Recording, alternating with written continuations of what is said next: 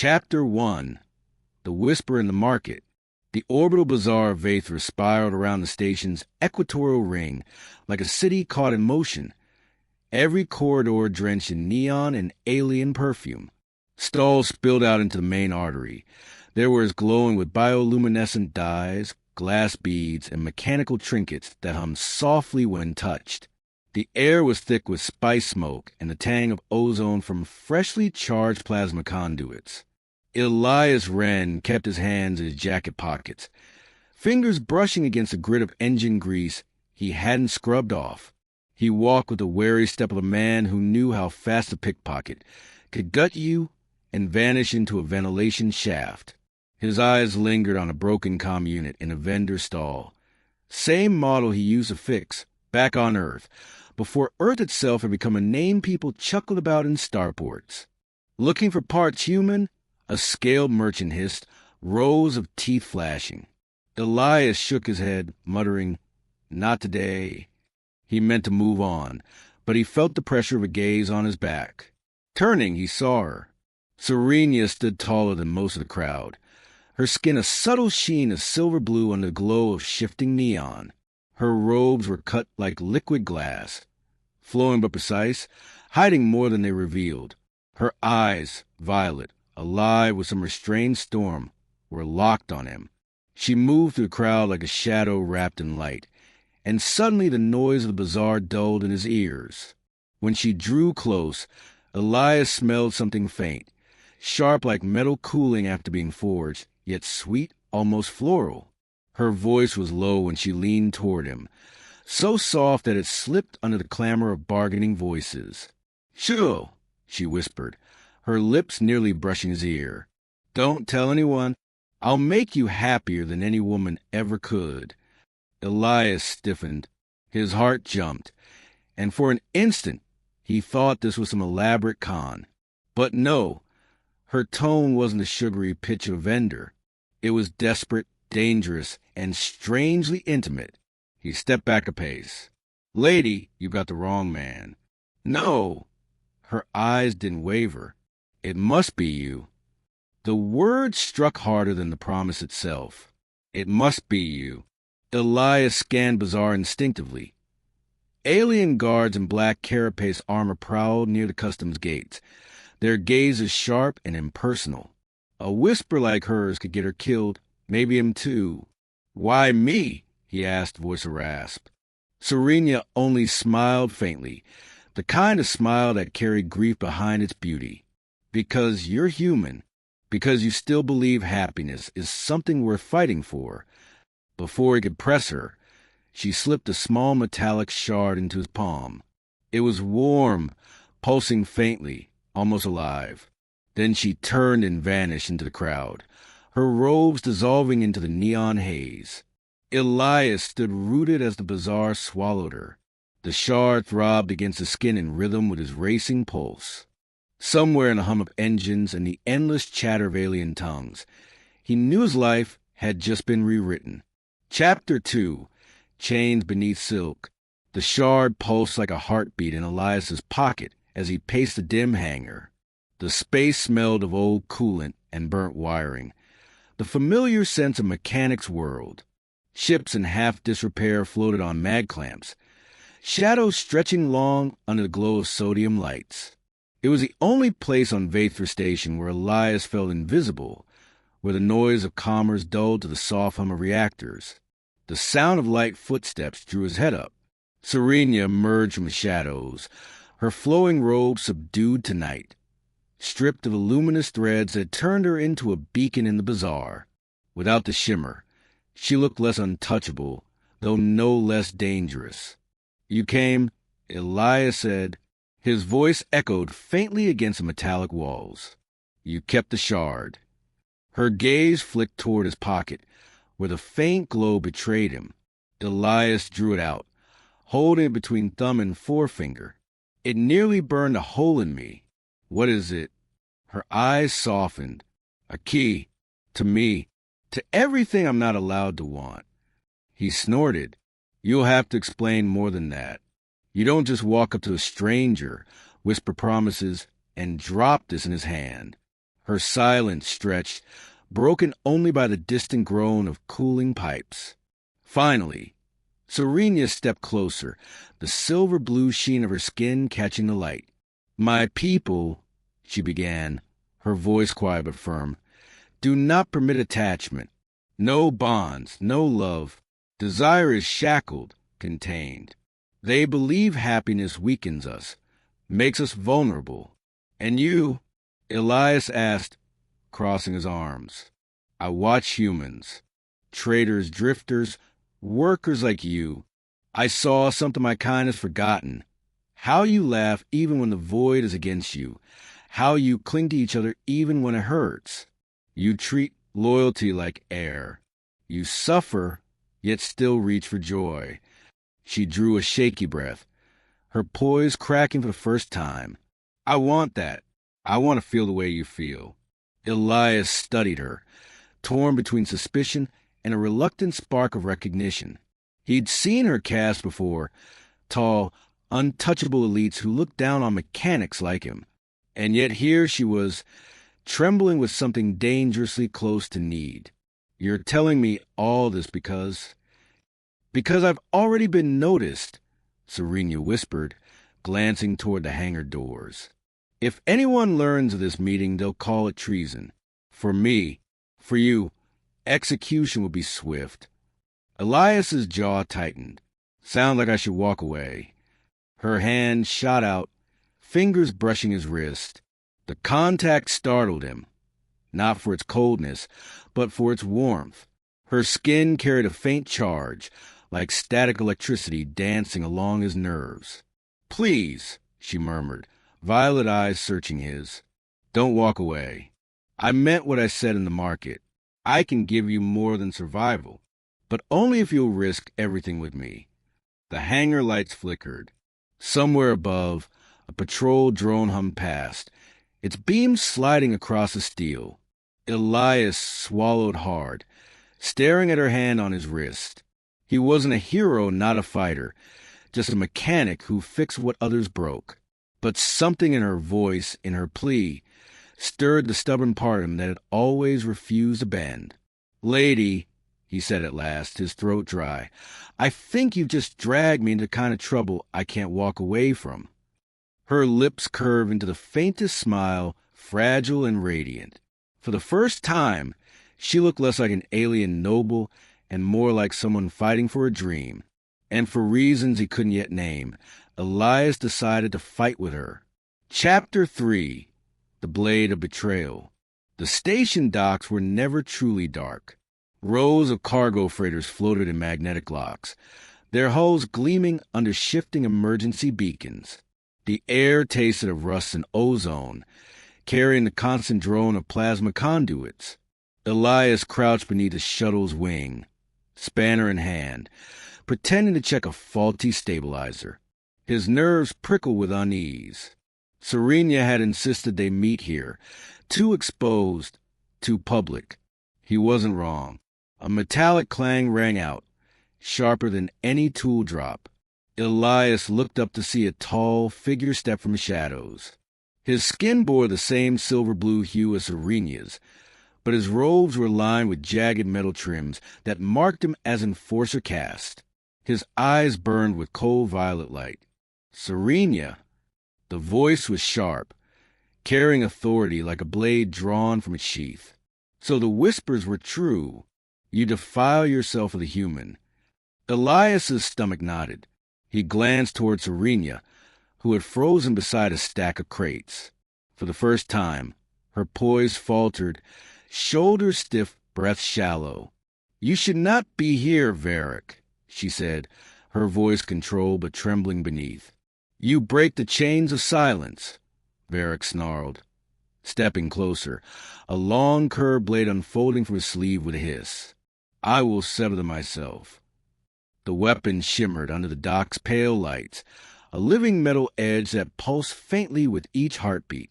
Elias's instinct screamed to run, but he forced himself to stand, wrenched tight in his grip. "Back off," Elias said, forcing a steadiness he didn't feel. "You want to punish someone, punish me." "She hasn't." Varric lunged. The blade sang through the air, cutting a crate clean in half. Sparks flew as it sheared through metal-like fabric. Elias barely rolled aside, his wrench clattering across the floor. Gravity stuttered. The dock stabilizers flickered, plunging him into partial zero-G. Elias grabbed a handhold, boots drifting off the ground. Varric moved like liquid steel, every strike precise, inhumanly fast. Serenia shouted something in her language, her voice echoing off steel. But Varric ignored her. His focus was Elias, fragile, human, unworthy. Yet Elias had one advantage: desperation. He shoved off a bulkhead, propelling himself toward the floating wreckage of the sliced crate. Grabbing a jagged panel, he swung it in a wide arc. The scrap metal crashed into Varric's arm, sparks spraying as the blade skidded off course. Varric snarled, "You think improvisation makes you strong? You are brittle flesh, nothing more." Elias's breath burned, lungs straining in the thinning dock air. "Yeah," he gasped, clutching the panel tighter. But brittle things cut deep when they break. With a sudden shove, Elias forced the panel against a conduit valve. Pressurized steam exploded outward, a white-hot plume that blinded Varric. The enforcer hissed in rage, swinging blindly, his blade screeching against the steel floor. "Now!" Elias shouted. Serenia leapt forward, her hand glowing with biotic light. She slammed a pulse of energy into Varric's chest, sending him tumbling back into the cargo bay wall. The impact rang like a gong through the dock. For a heartbeat, silence. Then the alarms began to howl. Red light bathed the dock. Patrol drones were awake, their optics flashing. Elias and Serenia stared at each other, adrenaline crackling between them. "You saved me," she whispered, disbelief in her voice. Elias forced a shaky grin. "Guess humans are good for more than defiling." Serenia laughed once, bitter and bright, before her face hardened. "We have to go. He will rise again, and next time, not even your tricks will hold him." Together they fled, the hum of sirens and engines chasing them deeper into the labyrinth of Vathra Station. Elias's hand still shook, but for the first time he realized human fragility wasn't weakness. It was what kept him alive. Chapter 4. The Price of Happiness. They ran until the alarms faded into distance, until the metallic corridors gave way to the deep, pulsing glow of Vathra Station's reactor sector. The air here was warmer, vibrating faintly with the thrum of power flowing through colossal core. Dim crimson lights painted the walls, making every shadow stretch like a predator waiting to strike. Elias leaned against a railing, chest heaving, sweat dripping from his brow. His palms still stung from the fight, knuckles raw. Serenia stood a few steps away, her violet eyes shimmering in the reactor's glow, robes torn and scorched at the edges from Varric's blade. "Tell me this was worth it," Elias muttered, wiping his mouth with the back of his hand. Serenia's gaze dropped to the floor. She didn't answer right away, and that silence stung worse than any wound. "Finally," she whispered, "exile is the only path left to me now." Elias blinked, straightening. "Exile? My people will not forgive me for choosing you," she said, her voice steady but edged with grief. "The bond one have sought with you is forbidden. Already, Varric has marked me. They will hunt me, not just here, but across the stars. And you, Elias, if you remain near me, you'll be marked too." He laughed bitterly. "Great. So, happiness comes with a death sentence." She turned sharply, her hand brushing his sleeve, her touch both tender and desperate. "Don't mock it. I meant what I whispered. To me, you are a chance to feel what no one my kind dares. Joy, longing, something beyond duty and power. But it will cost everything." Elias searched her eyes. He saw it there. Not a ploy, Not some cold alien manipulation, but genuine fear wrapped around a fragile hope. He swallowed hard. You talk like happiness is some luxury item. Back on Earth, it was the only thing we had left when everything else fell apart. Her lips trembled. You humans, you suffer so much, yet you still cling to dreams. My people call it weakness. I call it impossible strength. The reactor throbbed louder, casting the space in flickering red light. Elias realized how close she had moved, her face inches from his. The air between them hummed with energy, not just from the machinery, but from something alive, something fragile. I should walk away, he said softly, his voice rough with conflict. You're right. Being with you is suicide. Then walk, she whispered back, eyes shimmering. But know this, I will not forget you. Even in exile, even hunted, I will carry your name. For a long moment, neither moved. Then Elias closed the space, pressing his forehead against hers. Her skin was cool, but her breath warm against his lips. Hell with it, he murmured. If happiness means dying beside you, I'll take the trade.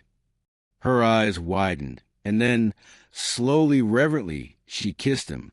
The hum of the reactor became a symphony in his ears, drowning the universe outside. For that one heartbeat, Elias forgot the danger, the enforcers, the alarms. There was only her, only the impossible, forbidden spark of two souls daring to defy the stars. Chapter 5. Sparks Against the Stars. The derelict starship drifted on the far edge of Vathor's gravity well, a forgotten relic of some long-ended war. Its hull was scarred and pitted, blackened by plasma fire. A faint rotation made its silhouette cut across the starlight like a broken blade.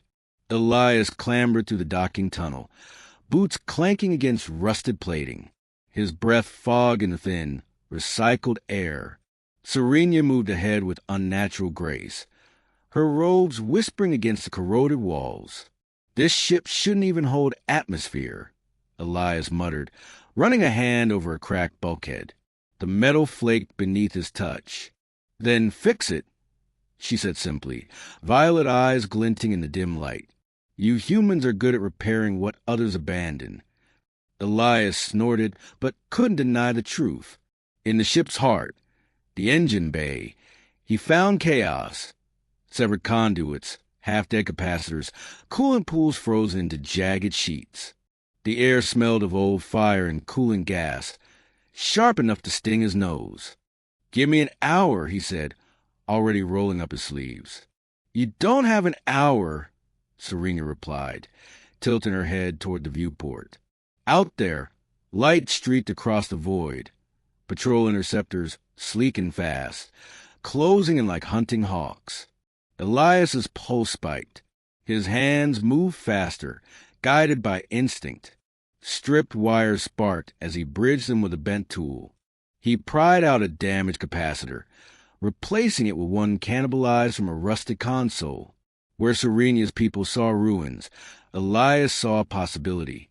Engines will hold, he said at last, sweat dripping down his temples. They won't like it, but they'll run. The ship shuddered as Serena powered up the core. Panels flickered to life with a groan, casting the cockpit in pale green light. Outside, the interceptors deployed drones that glittered like a swarm of black sparks. Brace, Elias warned.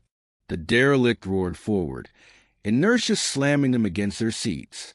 The ship rattled like it might fall apart, but it moved, clawing its way into open space. Blaster fire tore across the hull. The shields, barely functional, flared weakly before guttering.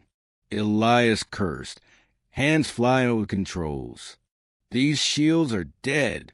We need something else.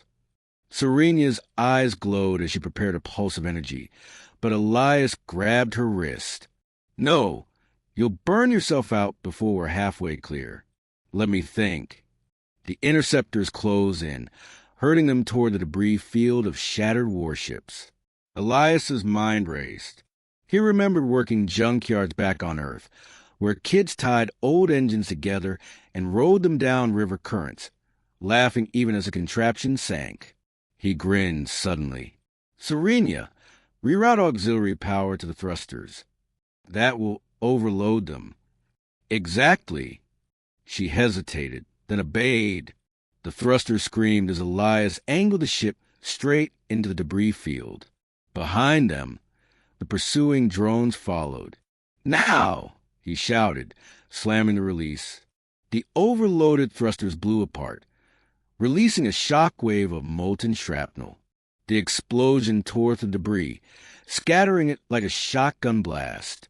Drones shattered in fire and silence. Interceptors veered wildly, caught in the chaos. The derelict spun free, battered but alive. Elias hooped, gripping the controls with trembling hands. Humans, good at fixing trash, better at turning it into a weapon. Serenia stared at him, her lips parted in awe. In her eyes, he saw not just gratitude, but wonder. An alien recognizing that fragility could be strength, that stubborn creativity could outmatch precision. "You are impossible," she whispered. "Yeah," Elias said, panting. "And that's what makes us special." The stars stretched before them, endless and open. For the first time, Elias felt like the void wasn't hunting him. It was waiting. Chapter 6. A happiness worth fighting for. Silence wrapped the derelict ship as it drifted free of Vaethra's shadow. The debris field and broken interceptors faded into the distance, swallowed by starlight. Ahead, the cosmos stretched like an ocean of fire, ribbons of nebulae glowing rose and violet, stars burning steady against eternal dark. Elias slumped in the pilot's chair, every muscle trembling with exhaustion. His knuckles were bruised, his shirt smeared with coolant, but his grin lingered all the same.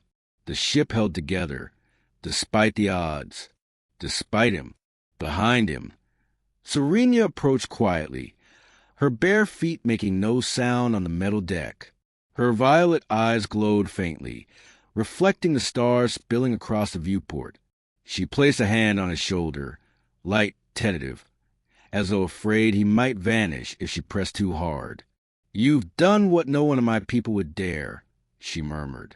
"Faced death, laughed in its shadow, and turned ruin into freedom." Elias tilted his head back, meeting her gaze. "You make it sound noble. I was just trying not to die." Her lips curved into a smile, fragile yet radiant. "That is what makes you noble. You cling to life with such stubborn fire that it burns through despair. It's beautiful." He let the words hang, unsure how to answer. He wasn't used to being called beautiful, especially by a woman carved from alien grace. But the way she looked at him, like he was something rare, something worth breaking worlds for, made his chest tighten. "You whispered something to me back in the market," Elias said slowly. "Something I still don't understand."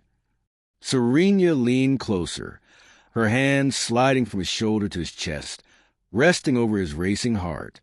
Her voice was a whisper again, softer than the hum of the engines. "Don't tell anyone," she said. "I'll make you happier than any woman ever could." Elias's throat tightened. He covered her hand with his own, rough and calloused. "You don't have to promise me the stars," he murmured. "Just stay. That's enough." Her eyes shimmered, and for the first time, tears traced silver down her cheeks. She sank to her knees beside him, forehead resting against his, the gesture tender and unguarded. "Then we will carve happiness from a void," she whispered, "even if the universe calls it treason." The viewport filled with light as the ship's engines surged, carrying them into open space. Stars stretched into streams, the galaxy rushing past in streaks of gold and white. For the first time since leaving Earth, Elias didn't feel lost. He felt chosen. Two fugitives, one fragile human, and one alien exile, against the endless dark, bound not by duty, not by power, but by the impossible, defiant audacity of love. And in that stolen silence between the stars, Elias believed, truly believed, that happiness was worth fighting for. The starship drifted free of the debris field, its patched hull trembling but alive. The hum of its engines filled the silence, steady as a heartbeat, carrying them into the endless sea of stars. Beyond the viewport, alien constellations glowed in violet arcs, while far below, the neon cities of Vathra flickered like a memory already fading. Elias stood at the controls, grease still smeared across his hands, every bruise reminding him of how close they'd come to losing everything.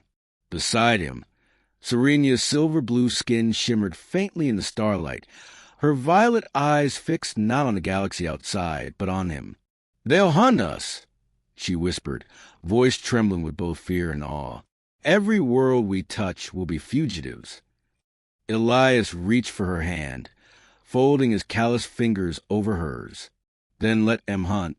Long as you're with me, they'll never catch what matters." Her breath caught, and for the first time she laughed. Soft, fragile, but filled with something her people had long forgotten, joy. She leaned her forehead against his, the faint pulse of artificial gravity tugging them gently together. "You've given me what my kind could never name," she said. "And what's that?" Elias asked. "Happiness." The stars stretched into rivers of light as the ship leapt into hyperspace, carrying them toward the unknown. Two fugitives, bound by something greater than exile, greater than fear. And in that shimmering glow, Elias knew humanity's greatest gift wasn't strength or cunning or defiance. It was the audacity to love, even against the universe itself.